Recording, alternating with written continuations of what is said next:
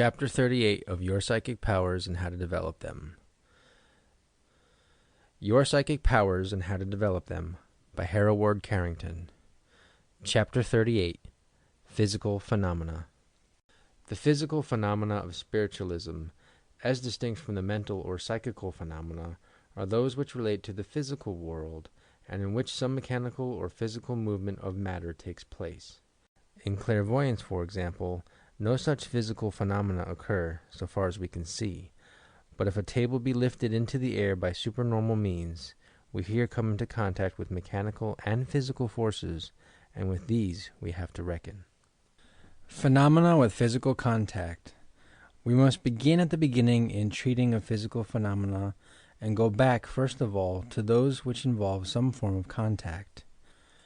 Doubtless you have seen performances of so-called mind readers who found lost articles which were hidden in various parts of the room or hall, when one who knew their hiding place held the psychic's hand or placed it to his forehead, etc. In most of these performances it is not mind reading at all, strictly speaking, which we see, but what is technically known as muscle reading, that is, the faint unconscious twitchings of the muscles of the person holding the psychic's hand are felt and interpreted by him, consciously or unconsciously, and these guide him to the spot where the article is hidden. Incredible as it may appear, this is the correct explanation of these cases, and you may easily test it for yourself by asking a group of your friends to hide some object while you are out of the room, and then, when you enter, to give you one of their hands. If now you concentrate on the faint pullings and pushings which they will give you, you'll be enabled to find the article in 9 cases out of 10. Of course, this, like everything else, improves with practice, and you must not expect to be an expert on the first trial. Some performers who have had years of experience grow so proficient in this, however, that they are enabled to open safes whose combinations they do not know, while merely holding the hand of one who does, or even drive a cab along the streets of a crowded city while blindfolded and holding the hand of one who can see the vehicles on the street. The development of independent force and power. The next step is in planchette writing, where the hand, as before explained, moves at first as the result of unconscious muscular action. After a time, however, some psychic force seems to be developed, and the board often continues to move about even after the hands of the operator are removed from it. Beyond this again, we have those cases of so-called dowsing, where the forked hazel twig bends to and fro in the hands of the water finder when he walks over water and metals. The simple movements which are felt at first are probably due to muscular twitchings, but as the force develops, it seems to become more independent and the twig is bent in spite of the efforts to hold it. Table tipping and levitations. The next class of physical phenomena are those with the table. A group sits around an ordinary table and can tilt and tip it, as many have doubtless seen. The first simple movements here, as formerly, are probably due to the unconscious muscular pressure of those having their hands on the table. But later on, as the psychic force develops and charges the table, it seems to assume an independent character, and the table often continues to move when all hands are withdrawn from it. In fact, as an expert psychic student has pointed out, in many instances, and especially under unfavorable conditions, the phenomena do not rise above the initial stage of simple, non-intelligent movements, leaving the impression on the minds of the investigators that the force exhibited is, if at present unknown and unaccounted for, nevertheless a natural and mechanical one, and that the action of independent intelligence in connection with it cannot be conceived. This has been the experience and has been the verdict of even scientific inquirers, who have not hesitated to give that verdict to the world. How the power increases. Such a conclusion is based upon inaccurate knowledge and upon imperfect and superficial observation. All experienced psychic students are aware that it is often only after repeated and prolonged sittings that the full development of the psychic force is obtained, and that independent intelligence is exhibited in connection with it, and that in by far the larger number of instances that stage of the experiment is never reached at all. That it is, however, the ultimate issue of the experiment is now admitted by all patient and painstaking students, who have devoted sufficient time to the observation of the phenomena and who have carried on their investigations with an open mind and in a systematic manner. As will be seen later on, it is fully admitted that the mysterious force, thus called into operation in some unknown way, issues from the physical organism of the sensitive and the sitters, and is in itself an unintelligent force. But it is with equal confidence asserted that when it is available in sufficient quantity and is wholly detached from the physical organism, it can be, and beyond all doubt is, frequently manipulated by intelligences, independent of and other than that of the psychic and the investigators assisting in the experiment. How physical phenomena are produced. The principle upon which many physical phenomena are based, then, is simply this. There is a vital or a nervous force existing in many of us, as described in an earlier chapter, which is usually limited to the surface of our own bodies, so that unless we touch the object in question we cannot move it. Under certain conditions, however, this vital energy or fluid is capable of being projected outward beyond the normal bodily limits into space, and when powerful enough, is capable of moving physical objects with which it comes into contact. Or, if it be a rapid outward projection of this force, it produces percussive sounds or raps well known to spiritualists. This psychic force is often uncontrolled, and then objects are moved without the knowledge of and even against the wish of the medium. We then have the so-called spontaneous poltergeist phenomena, etc. At other times, this force may be guided and manipulated by the conscious or unconscious mind of the medium. Beyond this stage, again, is one in which the medium is unconscious of what is occurring, having passed into trance, etc. And it is then that many of the most striking physical phenomena occur. At such times, complicated and intelligent physical manifestations are produced which are not due either to the mind of the medium or to any person present. Externalized vital energy. We here enter the realm of genuine physical phenomena produced by spirit intelligences. Most of the communications are obtained through raps following a code. Playing upon musical instruments, etc., are due to this source. In other words, after a certain point has been reached, the externalized vital energy or psychic power of the medium is manipulated by an external intelligence, and they can even create forms or phantoms by utilizing it, as will be explained in the chapter devoted to materialization. Controlling the phenomena. Very interesting experiments have been conducted in the past in controlling these physical phenomena, but not much success has been attained in this direction. There is here a wide field for experiment which the thoughtful student might enter.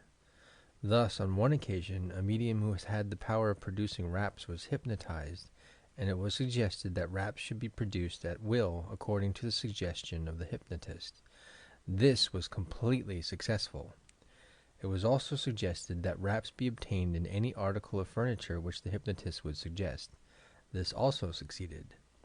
The range and variety of physical phenomena are very great, including manifestations such as raps, table levitations, movement of objects without contact, playing upon musical instruments without apparent cause, spirit and thought photography, materialization, slate writing, trumpet phenomena, etc. The effect of light. All physical phenomena seem to be hindered very largely by light, either daylight or artificial light, and they can very rarely be produced except in darkness. Should you attempt to obtain phenomena of this character, therefore, it would be well for you to sit in the darkness, especially at first, and then request that more and more light be permitted as your power increases and the phenomena appear. Most mediums begin their development by seating themselves in a cabinet in a darkened room, and often it is necessary to sit in this way for every evening for several weeks or even months before any phenomena appear. If you are naturally psychic, however, and physical phenomena are going to be manifested through your mediumship, you would doubtless only have to sit for a fraction of this time in order for the first manifestations to make themselves felt. And probably afterwards you would be so interested in the process that you would not count the time you spent in your development. First symptoms and phenomena. It is probable that the first indications of phenomena of this character you will receive are tiny spots of light which form before you in space, and either suddenly appear or remain stationary for some time, and then join themselves together, forming one larger light. As time progresses, you will see that this light, cloudy mass will become more and more definite in outline and shape, and will probably begin to assume the shape of a phantom or form standing before you. When this stage has been reached, you should concentrate your receptive faculties and endeavor to get en rapport with this form, for such it now is, and after a time you will doubtless be able to establish more or less intelligent mental communication and exchange messages. This will usually appear before physical phenomena become manifest, though in certain cases it may be later on. Dr. Baraduc of Paris succeeded on several occasions in photographing those groups of light or masses of matter which thus floated before him, and the student who has once succeeded in receiving manifestations of a like nature might well conduct similar experiments if he be sufficiently alert and able to do so. If not, a friend who is with him and has attended his process of development might endeavor to take these photographs at the moment when the psychic states they are vividly present before him. There are thus two ways of cultivating physical mediumship. One is to sit in the dark, the other is to experiment more or less consciously in light or semi-darkness, and when a certain amount of power has been gained in this direction, to endeavor to transfer or carry this over into the dark seance, and to transmit this power to a spirit who will thenceforth utilize it, and by its aid produce physical phenomena. Developing in the dark. If you sit for physical development in the dark, you are never sure what kind of phenomena you are to obtain. In a seance this is beneficial, since you should never aim to get one type of phenomenon, as before explained, for if you do, you shut out by your attitude all other phenomena which might spontaneously develop. At the same time, it is always satisfactory for the beginner to be able to control his phenomena a little, especially at first, and for this reason the second method of experimentation is advisable, and if desired might be carried out at the same time as the other method of development, so that the two progress side by side. If you sit in the dark, you should by all means provide yourself with a cabinet, since this will tend to concentrate the force, and much less energy will have to be expended by you for the production of any phenomena you may obtain. Also, you should abstain from using your will or thinking consciously of practical everyday affairs. Make the mind a blank, holding only the thought of self, and await results. How to develop in the light. In developing your power for the production of physical phenomena along the other line mentioned, it is best to begin with the simple experiments and gradually work up to the more complicated ones. For example, begin with a planchette or Ouija board, placing the tips of the fingers on the board, and after it has begun to move rapidly to and fro or round and round, very gradually withdraw the hand and see whether or not the board continues to move about. Again, when the table has begun to tip and rise into the air, 2 or 3 legs, as a result of placing your hands upon it, gradually withdraw your fingers and see whether the table remains suspended, or when it is at its highest point and you feel that it is thoroughly charged with your fluid, drop the whole force of your being into your will and see if you cannot levitate the table completely from the floor. Again, if raps are coming on the table upon which your hands rest, see if these cannot be obtained when your hands are removed a fraction of an inch from its surface. And if they are, endeavor to produce raps by making a motion towards the table as though hitting it, stopping short a quarter or half an inch above its surface. If you are successful, a rap or a sound in the tabletop will come, following this movement. Instruments for testing your power. A number of simple devices have been constructed with the object of testing mediumship in its early stages, and 1 or 2 of these you can make at home, and this would prove very helpful to you. Thus, you might suspend a small pitch or cork ball by means of a silk thread 5 or 6 inches long from a hook. If now you place the fingers of one hand almost touching this ball and leave it there for some moments, you may, if successful, succeed in causing this ball to move either towards or away from your fingers as you will. This is a very useful little experiment which may be tried on many occasions and will be found very beneficial in developing simple physical phenomena. Another device which may be employed is the following. Procure a straw, such as used at the soda fountains, and pass a needle through it directly in the center. Press the lower end of the needle into a large flat cork. See that the straw revolves easily upon the slightest pressure. Place your fingers nearly touching one end of the straw and will that it shall move either to the right or to the left. This instrument has proved very successful in many cases and will probably prove more sensitive than the last. There are more complicated scientific instruments which have been devised to test the externalization of the human fluid and the power of the will. These instruments have been used with great benefit by many scientific students. How to begin. When the student has progressed thus far, he is ready to try his first experiment in the movement of physical objects lying on his table. Begin with a very small, light object such as a cork. Do not choose any metal object. Place the fingertips of both hands on either side of the object, nearly touching it. Wait until you feel distinct tingling sensations in the fingers, and if this sensation extends to the elbows or even to the shoulders, so much the better. Endeavor to construct by your will and imagination, so to speak, a fine thread or hair composed of psychic rays passing between your fingers and supporting the object in question.